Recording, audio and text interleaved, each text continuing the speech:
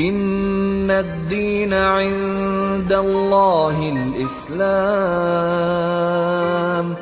بسم اللہ الرحمن الرحیم، نحمدہ ونصلی علی رسولہ الکریم۔ 22ویں تراویح کا مختصر سا خلاصہ یہ ہے کہ اللہ تعالیٰ ارشاد فرماتا ہے کہ ہم نے کائنات عالم کو ایک مقرر مدت تک کے لیے تخلیق فرمایا ہے۔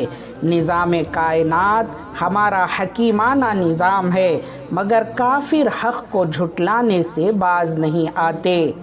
ارشاد باری ہے کہ ہم نے انسان کو اس کے والدین کے ساتھ اچھا سلوک کرنے کا حکم دیا ہے۔ اس کی ماں اس کو حمل سے پیدائش تک اور پیدائش سے اس کے سیانے ہونے تک کتنی مشقتیں جھیل کر پالتی ہے، یہاں تک کہ وہ اپنی جوانی تک پہنچ جاتا ہے۔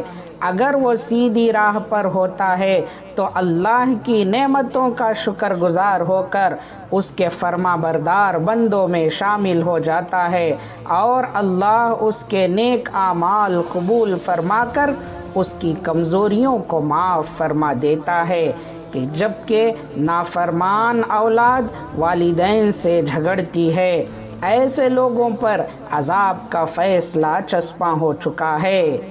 اس کے بعد اللہ تعالیٰ نے جنات کا وہ واقعہ بیان فرمایا ہے جبکہ وہ حضور صلی اللہ علیہ وسلم کی زبان مبارک سے تلاوت قرآن سن کر اپنی قوم کو مژدہ یعنی خوشخبری سنانے گئے۔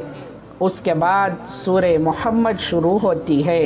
ارشاد ہوتا ہے کہ ان لوگوں کے اعمال برباد ہو جاتے ہیں جو خود بھی کفر میں مبتلا ہوں اور دوسروں کو بھی اللہ کے راستے سے روکے، جبکہ ایمان لانے والوں اور دین کی ہدایت پر عمل کرنے والوں کی حالت اللہ سنوار دیتا ہے۔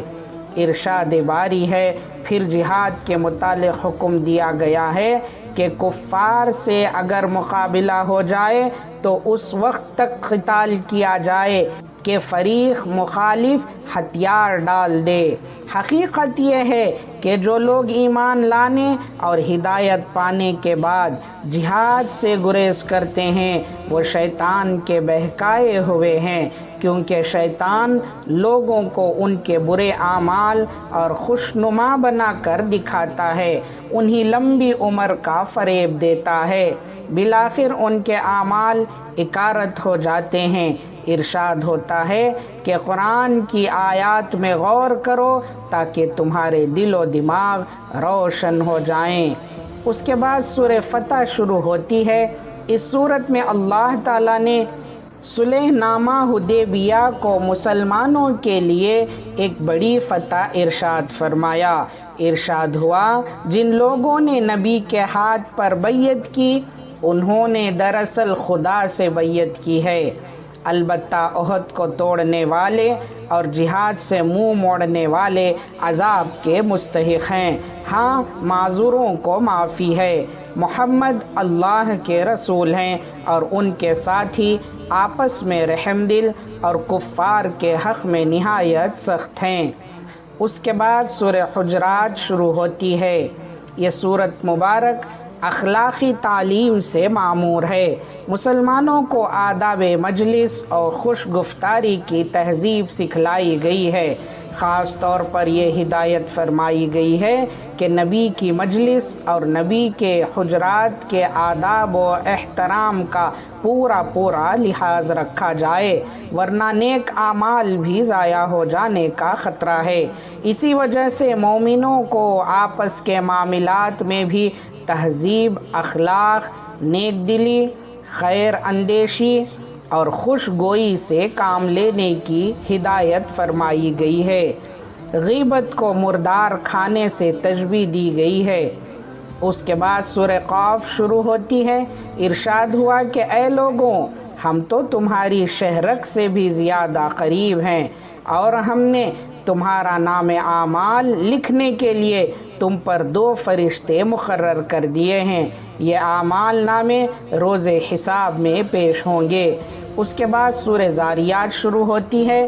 پھر ارشاد ہوا کہ قیامت ضرور برپا ہوگی اور کفار اپنے کیے کی سزا پائیں گے اور پرہیزگار لوگ جنت کی نعمتوں کا لطف حاصل کریں گے۔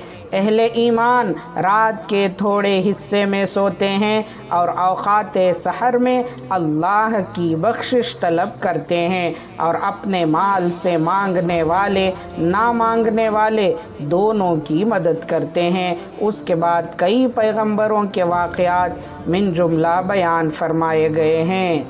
اللہ تعالی ہم تمام کو ان باتوں پر عمل کرنے کی توفیق عطا فرمائے، آمین۔ وآخر دعوانا ان الحمد للہ رب العالمین۔